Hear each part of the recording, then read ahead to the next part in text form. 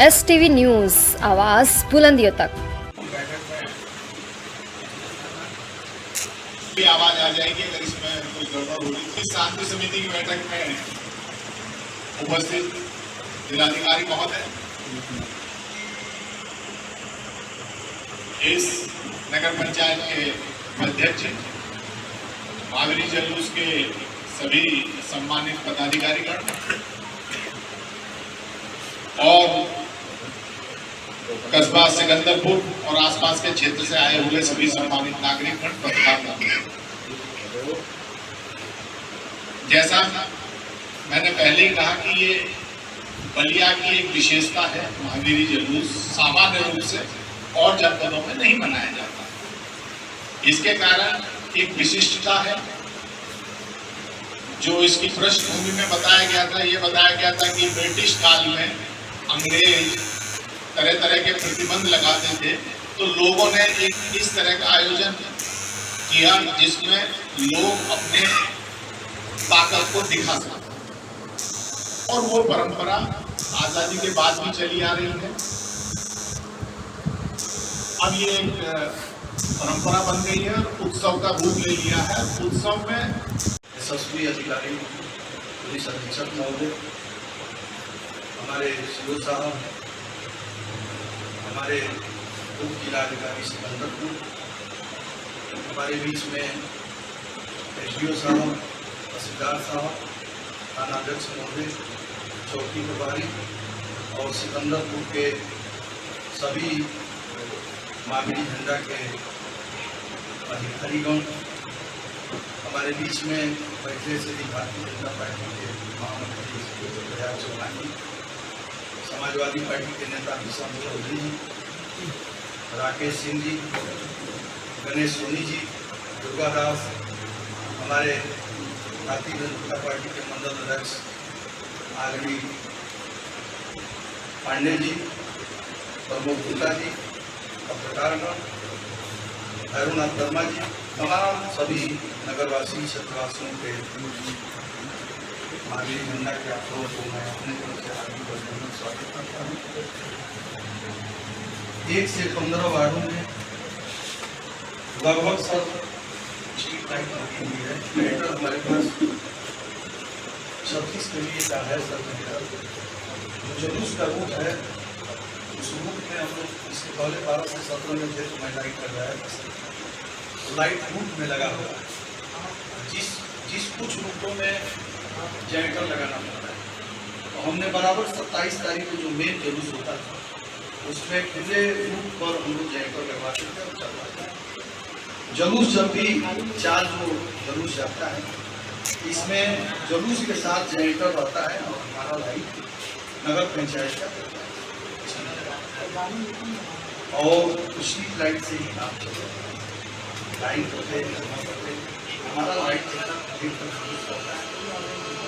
Light चलता है, जब लाइट आता है यही सब व्यवस्था है और शुरू से ही चलता है।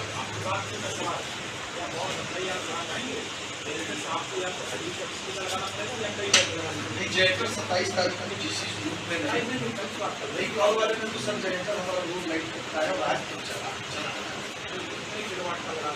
हमारे यहाँ जनरेटर लगा है 36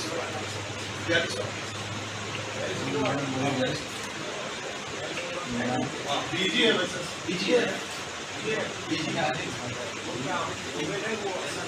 और जनरेटर चल जाता है।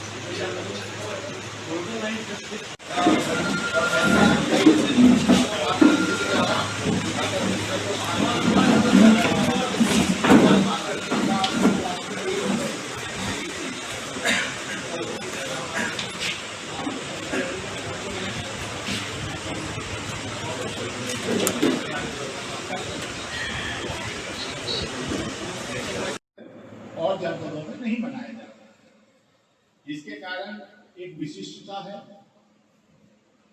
जो इसकी पृष्ठभूमि में बताया गया था, ये बताया गया था कि ब्रिटिश काल में अंग्रेज तरह तरह के प्रतिबंध लगाते थे, तो लोगों ने एक इस तरह का आयोजन किया जिसमें लोग अपने ताकत को दिखा सकें, और वो परंपरा आजादी के बाद भी चली आ रही है। अब ये एक परंपरा बन गई है, उत्सव का रूप ले लिया है। उत्सव में का मतलब होता है हंसी खुशी, एक दूसरे के मनोभाव को समझते हुए और एक दूसरे की भावनाओं का सम्मान करते हुए अपने त्योहार को मनाना। अगर मेरे त्योहार मनाने से किसी की कष्ट हो रहा है तो निश्चित रूप से ध्यान देना चाहिए, एक मानवीय सोच के रूप में। अभी आप लोगों के बीच में जो बातें हुई और कुछ विरोधाभासी बातें भी निकल के आ रही हैं, ये बहुत अच्छी नहीं है। बलिया जनपद में कोई इस तरह का इतिहास नहीं रहा है कि यहाँ कभी भी कोई सांप्रदायिक माहौल खराब हुआ है। अगर है तो वो केवल और केवल सिकंदरपुर का ही है, एक आधा पूर्व। तो आप लोगों को तो और ज्यादा सचेत रहना है कि इस तरह की परिस्थिति ना उत्पन्न हो कि सिकंदरपुर का नाम किसी ऐसी बात के लिए लिया जाए जिससे आप लोगों को भी सुनने में अजीब लगे। क्यों? 80 और 90 के दशक में अगर आप लोग जो बड़ी सीनियर लोग होंगे वो जानते होंगे, मुजफ्फरनगर जो आज उस समय एशिया में सबसे ज्यादा जिसकी पर कैपिटा इनकम एशिया में थी, लेकिन वो बदनाम था आपराधिक कृत्यों के कारण। वो अपराध में भी उस समय बताया जाता है कि वहां पे जो किडनैपिंग फॉर रैंसम के लिए, मतलब एक तरफ उसके साथ ये था कि वो एशिया में पर कैपिटा इनकम वाला जनपद था, ये उसके लिए गौरव की बात थी। दूसरी तरफ ये था कि वो अपराध में भी नंबर 1 हो रहा था। और जब वहां के लोग जाते थे तो उन्हें होटल में लोग कमरा नहीं देते थे, ये जानने के बाद भी मुजफ्फरनगर से, जबकि मुजफ्फरनगर का हर आदमी खराब नहीं था, लेकिन एक नाम खराब हो जाता है। ये बहुत अच्छी परंपरा आप लोगों के यहाँ चली आ रही है, इसमें कुछ सुधार ला सकते हो तो बहुत अच्छी बात है कि भाई लठ अगर लेकर चलेंगे और लठ टकराएंगे तो वो किसी के सिर में भी लग सकता है, किसी आदमी का टेम्पर भी लूज हो सकता है।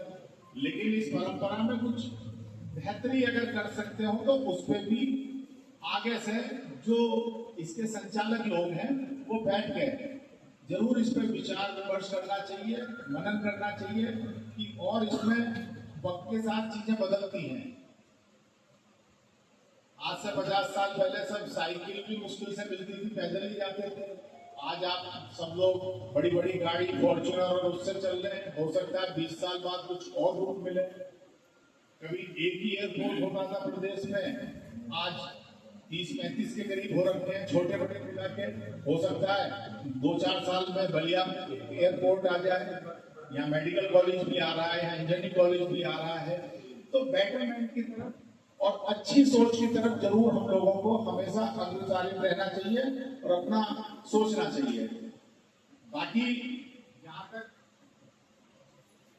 मैं स्पष्ट रूप से कह रहा हूँ कि पर्याप्त संख्या में मैं फोकस लगाऊंगा और किसी ने अगर किसी तरह की कोई चेष्टा की, पिछले 5 महीने में भी मैंने कार्रवाई की है और आगे भी कार्रवाई करूंगा और ऐसी कार्रवाई करेंगे कि फिर दिक्कत में आएंगे वो लोग जिनके द्वारा जरा सा भी इस तरह के आयोजन में वैमनस्यता पैदा करने का या उद्दंडता करने का प्रयास किया गया। आप शांतिपूर्ण तरीके से बनाइए, हमारा पूरा सहयोग आपके साथ है, कोई आपसे नहीं बोलेगा। इसीलिए मैंने कहा है कि आप अपने वॉलंटियर्स लगाइए और आराम से अपने जुलूस को निकालिए, अच्छी तरह से निकालिए, क्योंकि आप सबको जानते हैं फोर्स के साथ क्या होता है।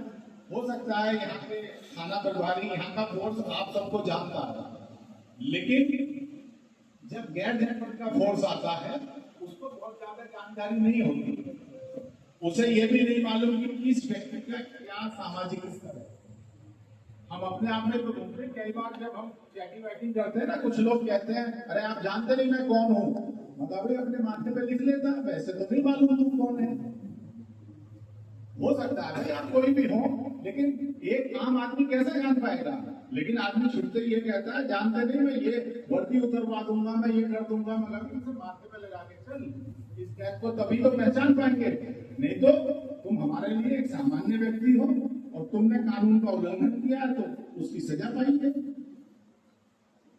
तो इस सिंड्रोम से बाहर निकलिए कि आप कौन हैं, और इस सिंड्रोम से पुलिस वाले भी बाहर निकलने की वो क्या है। हम सब लोग इस लोकतांत्रिक व्यवस्था में सेवक हैं, लेकिन सेवक के साथ साथ हम लोगों के ऊपर एक उत्तरदायित्व है।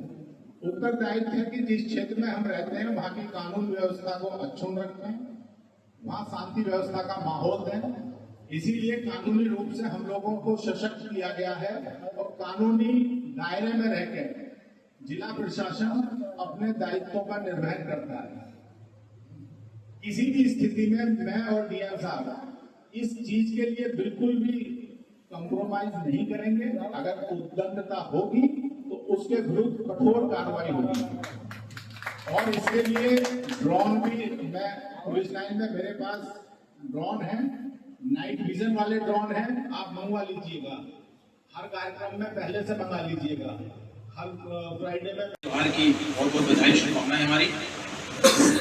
नासे रोग हरे सब पीरा, जपत निरंजन हनुमत वीरा। ध्यान रखिएगा आप लोग। बहुत सारी बातें बताई जा चुकी है, मैं 2-3 बातें आप लोगों को शेयर करूंगा और अनुरोध भी करूंगा। पहला ये जुलूस परंपरागत ढंग से ही निकाला जाएगा। परंपरा के विपरीत कुछ भी करने की इजाजत किसी को नहीं होगी, इसलिए मेरा अनुरोध रहेगा कि कृपया परंपरा का उल्लंघन मत करिएगा। ये शासन के भी कड़े निर्देश हैं और हम लोग उसका पालन पूरी तरह कराएंगे। इसका मतलब है जुलूस जहाँ से निकलता था वहीं से निकलेगा, जहाँ तक जाता था वहीं तक जाएगा, जिस रूप में निकलता था वैसे ही निकलेगा। आप इसमें नया कुछ भी नहीं करेंगे। नंबर 1। नंबर 2, प्रकाश की व्यवस्था, साफ सफाई, पेयजल, ये नगर पंचायत की ओर से कराई जाएगी। अध्यक्ष महोदय ने और ईओ साहब यहाँ बैठे हैं, हम लोगों ने आश्वासन दिया है। इस बारे में मेरा एसडीएम, सीओ और इंस्पेक्टर से अनुरोध है, ईओ के साथ कल आप सुबह जा करके पूरा रास्ता चेक कर लीजिए। इन व्यवस्थाओं को देख करके अपने सामने लाइट वगैरह जलवा लीजिएगा, जिससे कोई असुविधा रात के जुलूस के समय न हो।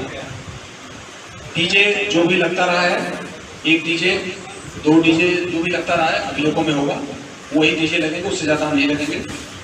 डीजे की पहचान के लिए आप लोग डीजे वालों के साथ बैठक कर लीजिएगा, उनका डिटेल्स ले लीजिएगा, उनको सचेत कर दीजिएगा कि ऐसा कोई प्रसारण नहीं करेंगे जिससे अमन चैन में खलल हो, अन्यथा डीजे भी जिम्मेदार होगा। आवाज को नियंत्रित रखेंगे, जो ऑनरेबल सुप्रीम कोर्ट के निर्देश है। साथ ही साथ आयोजकों से भी मेरा अनुरोध है कि आप लोग अपने लोगों को अनुशासित और संयमित चल करके जुलूस को शांतिपूर्वक संपन्न कराने के लिए प्रोत्साहित करेंगे। कुछ वॉलेंटियर्स आप लोग चिन्हित कर लीजिएगा, जो अच्छे लोग हों, जो सहयोग देते हों, उनको एक परिचय पत्र दे दीजिएगा। उसकी सूची इंस्पेक्टर को और यहाँ हमारे अधिकारियों को दे दीजिएगा, जिससे किसी भी विषम परिस्थिति में उनका हेल्प किया जा सके। इस बार, पिछली बार शायद हुआ था कि नहीं हुआ था, इस बार हम वीडियो रिकॉर्डिंग भी कराएंगे। 4 वीडियोग्राफर जुलूस में रहेंगे चारों दिन। उसके अलावा जितने जुलूस 27 को निकलेंगे, संभवतः 11 जुलूस बताया गया मुझे, हम अलग अलग टीमों के साथ ही अलग अलग कैमरामैन लगाएंगे। साथ ही साथ ड्रोन कैमरे से भी रिकॉर्डिंग होगी। तो मेरा आप सभी लोगों से अनुरोध रहेगा कि आपकी सारी एक्टिविटीज वीडियो से रिकॉर्डिंग की जाती रहेगी, इसलिए किसी के द्वारा ऐसी कोई हरकत न हो जो अनावश्यक रूप से उसके लिए सिरदर्द पैदा हो। हम आपके सम्मान की और जुलूस को शांतिपूर्वक संपन्न कराने के लिए पूरी तरह से आपके साथ रहेंगे। बदले में आपसे भी मेरा अनुरोध है कि शांति व्यवस्था बनाए रखना, जुलूस को सम्मान के साथ, गरिमा के साथ, शांति के साथ निपटाना आपका भी दायित्व है। क्योंकि कुछ भी हुआ तो सबसे पहले आयोजक जिम्मेदार होंगे। ये बड़ा क्लियर कट है। ये वो नहीं कर सकते साहब वो चले आए मैं क्या करूं, बिल्कुल नहीं। आप जुलूस निकाल रहे हैं, आप आयोग उसके अध्यक्ष हैं, आयोजक हैं, तो सबसे पहली जिम्मेदारी आपकी है। उस जुलूस में चलने वाले सारे लोग आपके हैं, इसलिए सबसे पहले जिम्मेदारी आपकी बनती है। इसलिए जुलूस में कहीं कुछ भी हुआ, कोई भी घटना दुर्घटना हुई, तो सबसे पहले आयोजक जिम्मेदार है। उनकी जानकारी में है नहीं है, इससे हमसे कोई लेना देना नहीं। इसलिए मेरा अनुरोध रहेगा आयोजकगण से विनम्रता पूर्वक कि आप जुलूस में जिन लोगों को रखिएगा वो लोग अच्छे लोग हों, आपके जुलूस के प्रति समर्पित हों, परंपरा के प्रति समर्पित हों, धर्म के प्रति समर्पित हों और इस धर्म कर्म के प्रति भी समर्पित हों। क्योंकि जिनका समर्पण भाव होगा वो कभी अनैतिक कार्य नहीं कर सकता, वो कभी गलत काम न करेगा न करने देगा और न ही अपने सामने गलत काम करते हुए किसी को देखते। तो आयोजक की सबसे बड़ी जिम्मेदारी रहेगी। साथ ही साथ हमारे अधिकारीगण रहेंगे, हम लोग भी रहेंगे। कोई भी अगर आपको ऐसा लगता है कि इसमें प्रशासन या पुलिस की आवश्यकता है तो आप लोग तत्काल हमारी टीम को, हम लोगों को बताएंगे, हम लोग आपकी हेल्प करेंगे। लेकिन ये ध्यान रहे कि जुलूस शांतिपूर्वक संपन्न हो और समय का भी ध्यान। जो समय आप लोगों ने बताया है वो समय आपके लिए भी लागू हो। 8-9 बजे का जो भी समय दिया है आपने, ऐसा ना हो कि आपने 8 बजे का समय दिया, 12 बजे तक जुलूस ही नहीं उठा। ये भी नहीं होना चाहिए, क्योंकि कस्बा बहुत बड़ा तो है नहीं, छोटा है। तो जैसे जैसे आप जुलूस निकालेंगे लोग भी देख सकेंगे तो अच्छा रहेगा, लोग देखते भी होंगे। देर रात करेंगे तो कोई फायदा नहीं होगा, इसलिए समय का भी ध्यान रखिएगा, जुलूस अच्छे से निकले, संपन्न हो जाए। पहले भी आप लोगों ने जो, हमें उम्मीद है कि इस बार भी आप लोग शांतिपूर्वक ही निकालेंगे, कोई ऐसी अवांछित गतिविधि नहीं होने देंगे, कोई अपनी गतिविधि नहीं होने देंगे। मेरा आप लोगों से बस एक ही आग्रह रहेगा कि प्रारंभ से लेकर अंत तक आप अपने लोगों को अनुशासित और नियंत्रित करने का प्रयास करिए। हमारे अधिकारी अनावश्यक रूप से आपके जुलूस में हस्तक्षेप नहीं करेंगे, लेकिन अगर कहीं कोई अवांछित गतिविधि दिखी तो फिर वो शांति से बैठेंगे भी नहीं। इसलिए मेरा अनुरोध रहेगा कि हमारे अधिकारियों को भी आप लोग सम्मानपूर्वक, ध्यानपूर्वक सहयोग लेने का प्रयास करिएगा। अगर कहीं आपके जुलूस के बीच में कोई अवांछित गतिविधि करने की कोशिश करता है तो सबसे पहले आप उसको टिकट करिए। हमारे अधिकारी को अंदर जाने की जरूरत न पड़े। हमारे अधिकारी आपके सहयोग के लिए हैं, शांति के लिए, और वही हम लोगों का सबका टारगेट रहेगा। तो बहुत बहुत बधाई, बहुत बहुत शुभकामनाएं। जो आप लोगों ने यहाँ कमिटमेंट किया है, जो वादा किया है, उसे आप लोग निभाएंगे। बहुत बहुत धन्यवाद।